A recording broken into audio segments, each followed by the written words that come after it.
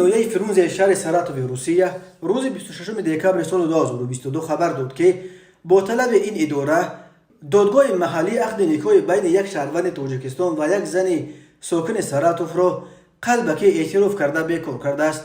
داستانی میگوید این مرد تاجیک در عوض کمک مولوی تنها به خاطر برای آسانتر به دست آوردن شهروندی روسیه با آن زن ازدواج کرده بود و در اصل با او زندگی مشترک نداشت.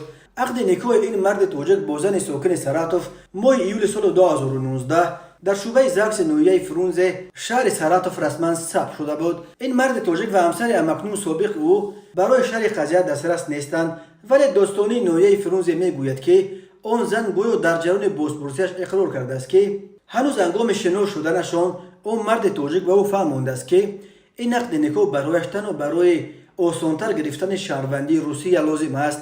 در عوض عقد نکاح مرد تاجیک به آن زن روس کمک مولوی میرسانیده است. داستانی میگوید بعد عقد نکاح این جفت امروز زندگی نمیکردند و خواجگی مشترک پیش نمیبردند.